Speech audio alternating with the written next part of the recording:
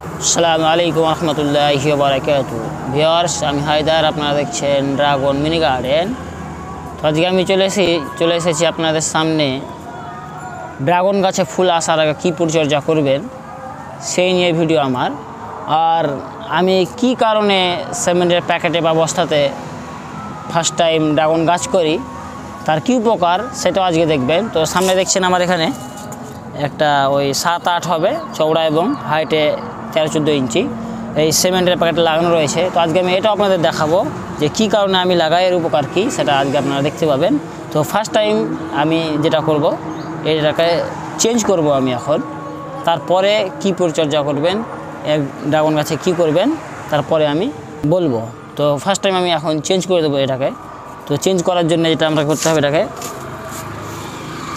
প্যাকেটটাকে কেটে ফেলতে হবে, যেহেতু 1 বছরের মধ্যে এটা নষ্ট হয়ে যায়। আর সেই জন্য আমি গ্রো ব্যাগে করি, যাতে করে আমার মানে ট্রান্সফার করা, চেঞ্জ করা সুবিধা হয়, সেই জন্য কিন্তু আমি গ্রো ব্যাগে করি। আর যদি বালতিতে বা ড্রামে দিয়ে থাকি তাহলে এটা চেঞ্জ করা ড্রাগন গাছে, যেহেতু এর মধ্যে কাঁটা থাকে এবং প্রধান কাণ্ডের হয় না, একে উপরে চাড়াও যাবে না, সেই জন্য আমি প্রথমে তো কিছুটা বড় হয়ে যাওয়ার অপেক্ষা করি, যাতে বড় হয়ে যায়, তারপরে আমি ট্রান্সফার করতে পারি সহজে। সেই জন্য আমি কিন্তু এই সিমেন্টের প্যাকেটে বা বস্তাতে করে থাকি। দেখছেন, এরকম বালতি হলে পরে কিন্তু এরকমভাবে আপনি করতে পারতেন না। আর কত সুন্দর এইভাবে রিমুভ করে দেওয়া যাচ্ছে। এইভাবে এটাকে আমি প্রথমত দেখছেন, আমি এটাকে আরামসেই কিন্তু রিমুভ করে দিলাম। এটা কিন্তু সিমেন্টের প্যাকেটের জন্যই হলো, এই জন্য আমি প্রথমত সিমেন্টের প্যাকেটে বসিয়ে রাখি। রিমুভ করে দেওয়ার পরে আমি এটাকে চেঞ্জ করে দেবো, যেহেতু ড্রাগন গাছে মার্চের পরে এপ্রিল এই সময়তে কিন্তু ফুল আসে। এপ্রিল মাসের মানে মাঝে টাইমে ফুল আসা শুরু হয়। তো সেই জন্য এখন আমি এটাকে চেঞ্জ করে দিচ্ছি। এটা ছোট প্যাকেটে ছিল, তো চেঞ্জ করার জন্য এটা আমাদের প্রয়োজন যে আমরা হাফ ড্রামে বা বালতিতে করে থাকি, তো সেটাকে হোল্ড করে নিতে হয়। ড্রিল মেশিনটা করেন বা রড গরম করে নিয়ে করেন। আমি সেটা করে রেখেছি। এটা আমি করে রেখেছি বালি পাথর টোন চিপ দিয়ে। আমি এটা নিজের ড্রেনেজের ব্যবস্থা, জল নিকাশের ব্যবস্থা আমি করে রেখেছি। এর মধ্যে আমি এখন ড্রাগন গাছটাকে রিপোর্ট করব, কারণ ড্রাগন গাছের শিকড় বেশি নিচে যায় না, একটু চওড়া প্রয়োজন। সেই জন্য আমি এটা একটা গামলা নিয়ে নিয়েছি, 10-20 লিটার হবে এটা। এখানে আমি এটা দেখছেন, এই গামলাটা আমার একটু হাইটে কম, যেহেতু এটা লম্বা ছিল আমার এই গাছটা। তো এখন আমি নিচেটা কিছুটা কেটে ফেলে দেবো, তারপর আমি এর মধ্যে রিপোর্ট করব। তো এখানে আমি এটাকে এইভাবে চাকু দিয়ে কিছুটা হাইট কমিয়ে দেবো, পুরো গাছটাকে কেটে দেবো।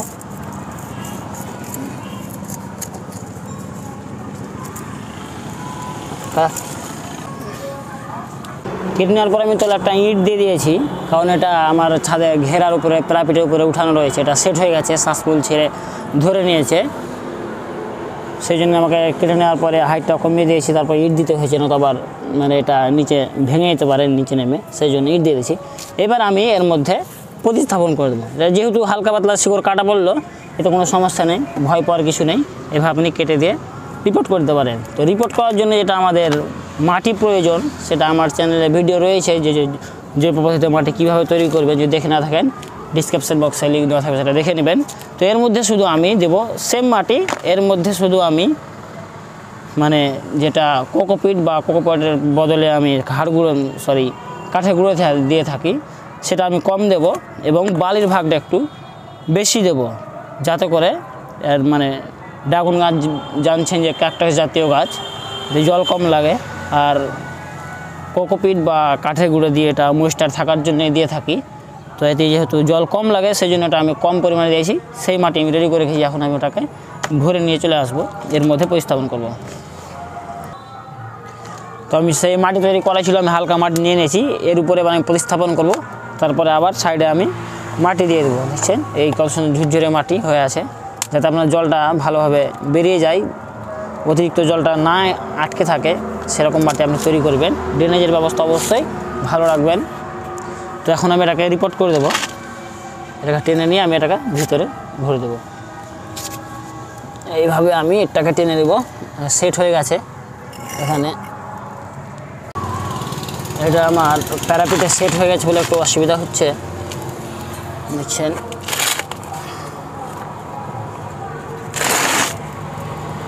এইভাবে আমি এটাকে এখন বসিয়ে দেবো। অনেকগুলো ডাল, ও ও পরে শ্বাসমূল ছেড়ে একদম শক্তভাবে ধরে নিয়েছে, নিচে আসছে না। আর এর কাঁটাও প্রচুর। এখন এইভাবে আমি এটাকে বসিয়ে দিয়েছি। এবার দেখতে পাচ্ছেন আমি বসিয়ে দিয়েছি। তো এবার আমি সাইডে মাটি দিয়ে দেবো এইভাবে।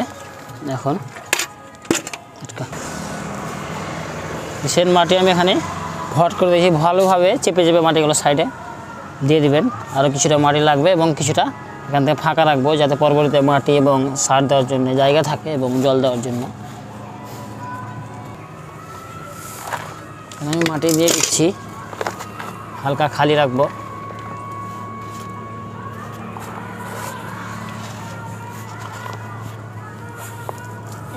এটা হালকা উঁচু হয়ে আছে, আমার হাইটে বেশি হয়ে যায়, কোনো সমস্যা নেই, থাকবে, কোনো অসুবিধা নেই। এইভাবে মাটি দেওয়ার পরে জল দিয়ে দিবেন।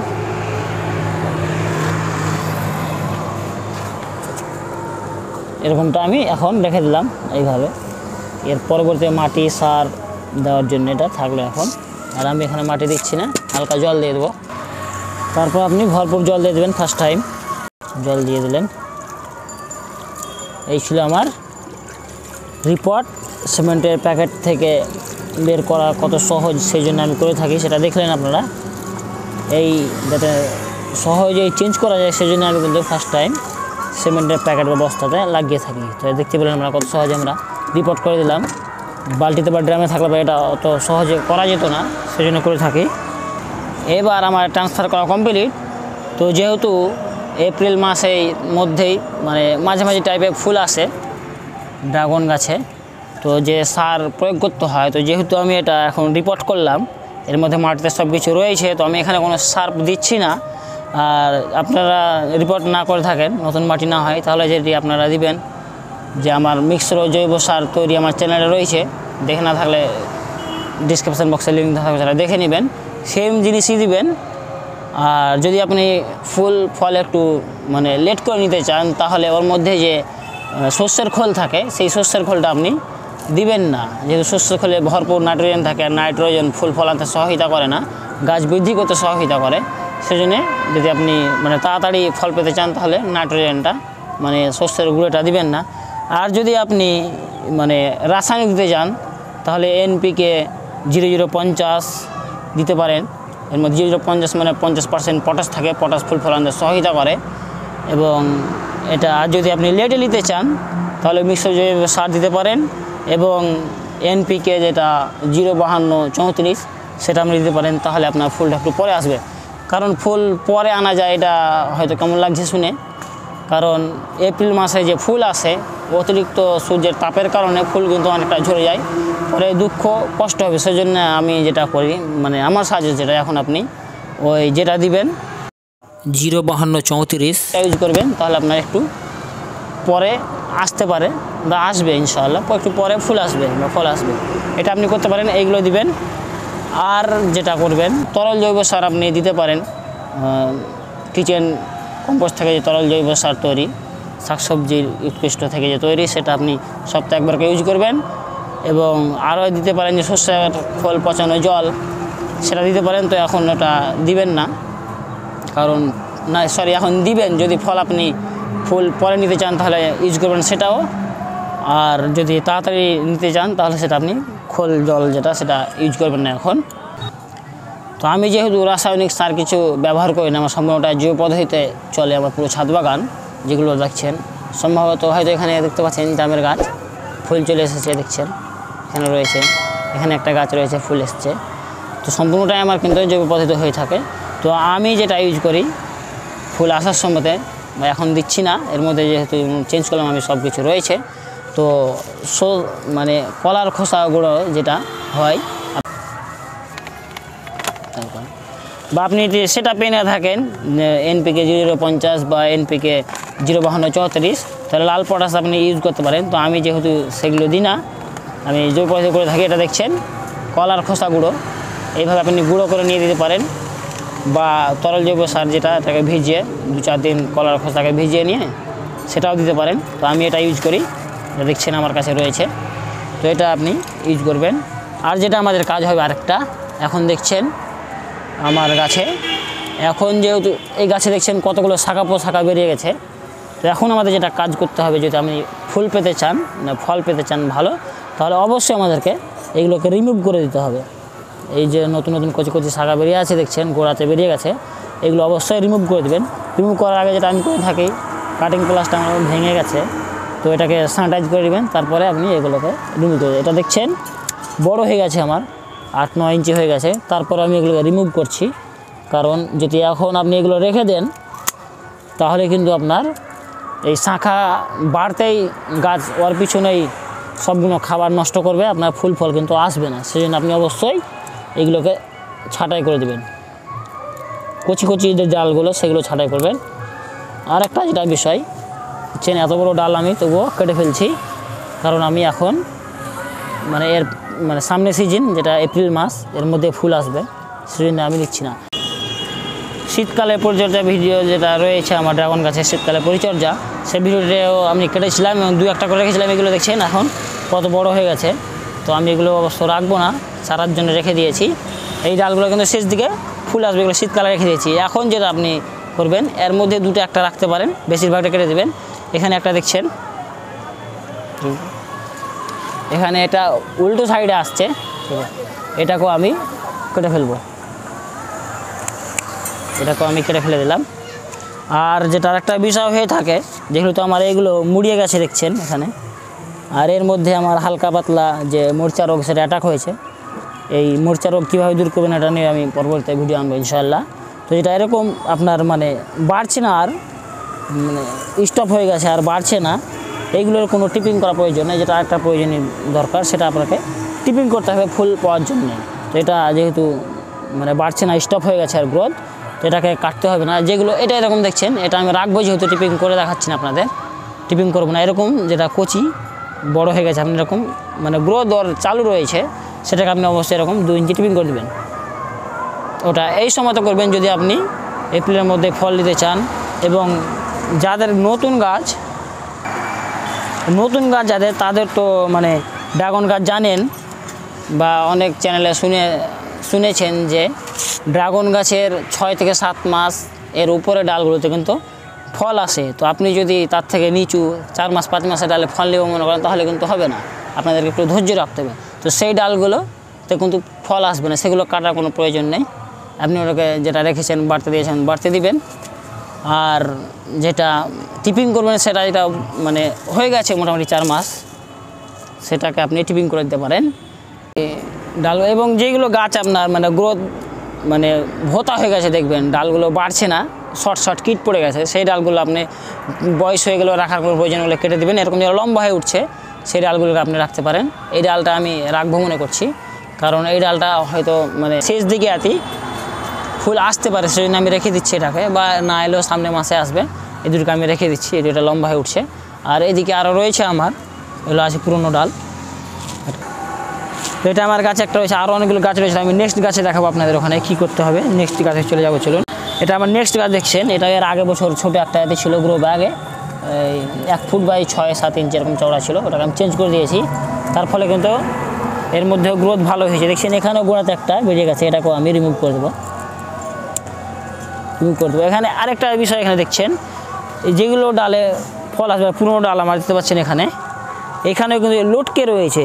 যদি আপনার রিং করা থাকে, বালতিতে লাগা থাকে, রিংয়ের বাইরে যে ডালগুলো শাখা পোশাখা বের হবে, সেগুলো কিন্তু অবশ্যই আপনি রিমুভ করবেন। এটা দেখছেন লটকে গেছে দেওয়ালের নিচে, এখানে বেরিয়ে গেছে। তো আপনি যদি এই ডালটাকে রেখে দেন, তাহলে এই ডালটাকেই বাড়তে সহায়তা করবে, এতে কিন্তু ফুল ফল আসবে না। আর এইগুলোতে কিন্তু আগালের দিকে ফুল আসবে।